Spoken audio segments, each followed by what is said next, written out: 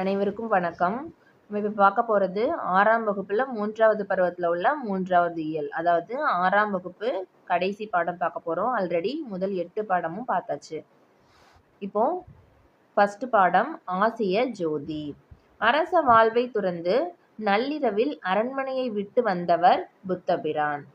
பிம்பிசார மன்னனின் யாகத்துக்காக ஆடுகள் கொண்டு செல்லப்பட்டன.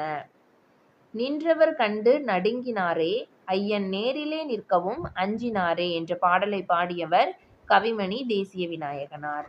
சொல்லும் பொருளும்: அஞ்சினர் பயந்தனர், முற்றும் முழுவதும் கருணை இரக்கம், மாரி மலை, வீழும் விழும், கும்பி வயிறு, ஆகாது முடியாது, நீள் நிலம் பரந்த உலகம், பூதலம் பூமி, பார் உலகம். தேசிய விநாயகனார் 20ஆம் நூற்றாண்டில் வாழ்ந்த கவிஞர். தேசிய விநாயகனார் 36 ஆண்டுகள் பள்ளி ஆசிரியராக பணியாற்றியவர்.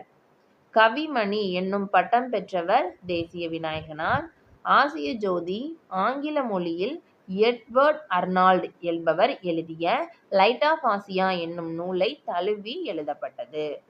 ஸோ அப்போ லைட் ஆஃப் ஆசியா எழுதியவர் யார் கேட்டாங்கன்னா எட்வின் அர்னால்டு. ஆசிய ஜோதி எழுதியவர் கவிமணி தேசிய விநாயகம் பிள்ளை. ஸோ அதை பேஸ் பண்ணி எழுதுனது தான் இது. ஆசிய ஜோதி புத்தரின் வரலாற்றை கூறுகிறது. அப்போ லைட் ஆஃப் ஆசியா அப்படின்ற நூலும் புத்தரின் வரலாற்றை கூறும் நூல் தான். இந்த கரெக்டாக இதில் உள்ள இந்த 4 லைனையும் கொடுத்துட்டு கூற்று காரணம் சரி நமக்கு கூற்று 1 சரி 2 சரியா 3 சரியான நமக்கு ஒரு டைம் டிஎன்பிஎஸ்சி எக்ஸாம்லேயே கேட்டிருந்தாங்க. ஸோ அதனால இது நல்லா படித்து வச்சுக்கோங்க. இல்லை அதில் மிஸ்டேக்காக இருந்தது 36 ஆண்டுகள். அவர் எத்தனை ஆண்டுகள் பணியாசிரியராக பணியாற்றியிருந்தார் அப்படின்றதுல தான் மிஸ்டேக் பண்ணியிருந்தாங்க. சரியான விடையை தேர்ந்தெடுத்து எழுதுக. புத்தரின் வரலாற்றை கூறும் நூல் ஆசிய ஜோதி. நேர்மையான வாழ்வை வாழ்பவர், எல்லா உயிர்களிடத்தும் இரக்கம் கொண்டவர். ஒருவர் செய்யக்கூடாதது தீவினை. எளிதாகும் எளிது கூட்டல் ஆகும். பாலையெல்லாம் பாலை கூட்டல் எல்லாம். இனிமை கூட்டல் உயிர் இன்னுயிர். மலை கூட்டல் எலாம் மலையலாம். ஒருவர் செய்த நன்மையும் தீமையும் ஒரு நாளும் அவரை விட்டு செல்லாது. நேர்மையான இரக்க மனம் கொண்டிருக்கும் ஒருவராலேயே இந்த பரந்த உலகத்தை ஆள முடியும். அடுத்த பாடம் மனித நேயம். எல்லா உயிர்களிடத்தும் அன்பு செலுத்துதல் மனிதநேயம் ஆகும். மனித நேயத்துடன் வாழ்பவர்களால் தான் இவ்வுலகம் இயங்கி வருகிறது. தமக்கென முயலா நோன்றால் பிறர்க்கென முயலுனர் உண்மையானே என்ற நூல் எழுதப்பட்டுள்ளது இந்த பாடல் வரிகள் புறநானூற்றாடிகள்ல இருக்குது. தம் பொருளை கவர்ந்தவரிடம் கூட அன்பு காட்டியவர் வள்ளலார். வாடிய பயிரை கண்டபோதெல்லாம் வாடினேன் என்ற கூற்று வள்ளலாருடையது. வள்ளலார் மக்களின் பசிப்பினி கண்டு உள்ளம் வாடினார். வள்ளலார் தம் பெரும் முயற்சியால் வடலூரில் சத்திய தர்மசாலை தொடங்கி எல்லோருக்கும் உணவளித்தார். அன்னை தெரசா மக்களுக்கு செய்யும் பணியே இறைவனுக்கு செய்யும் பணி என்று வாழ்ந்தவர். அமைதிக்கான நோபல் பரிசு பெற்றவர் அன்னை தெரசா.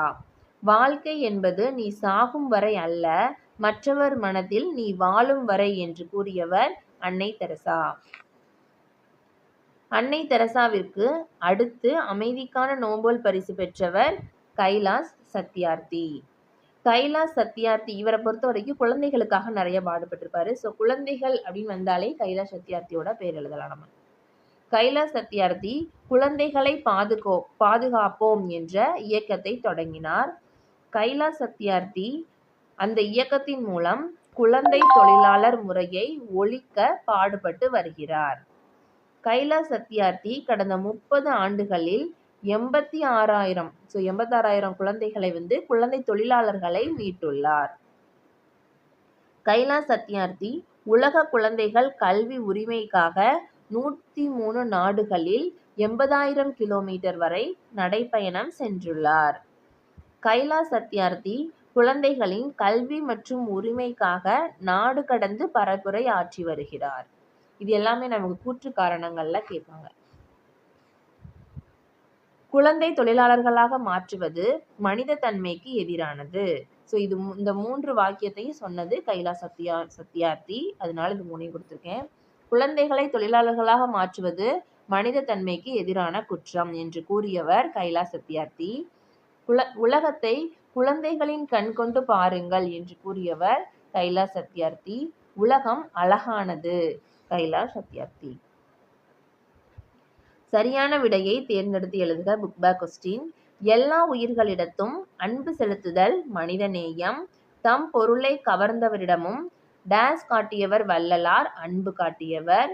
அன்னை தெரசாவிற்கு அமைதிக்கான நோபல் பரிசு கிடைத்தது. கைலாஷ் சத்யார்த்தி தொடங்கிய இயக்கம் குழந்தைகளை பாதுகாப்போம். பொறுத்துக.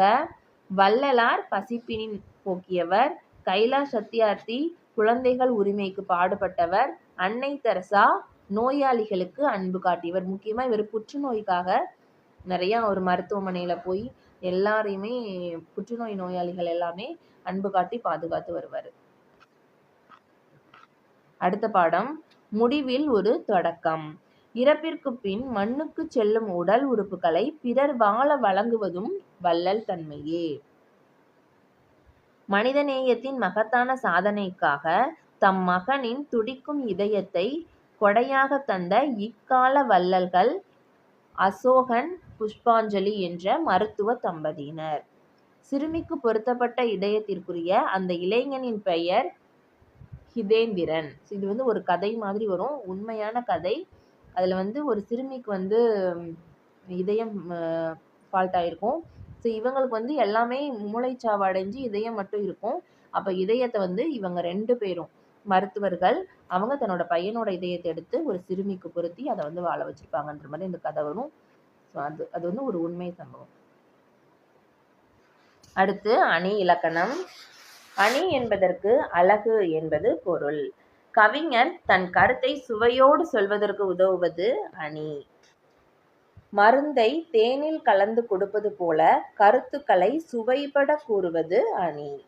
ஒரு பொருளின் இயல்பை உள்ளது உள்ளபடியே அழகுடன் கூறுவது இயல்பு நவிற்சி அணி. இயல்பு நவிற்சி அணியை தன்மை நவிழ்ச்சி அணி என்றும் கூறுவர்.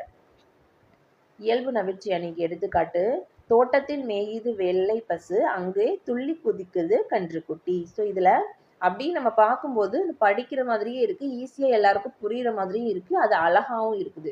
அதுதான் இயல்பு நவிற்சி அணி அல்லது தன்மை நவிற்சி அணி. இதை எழுதியவர் கவிமணி தேசிய விநாயகம் பிள்ளை.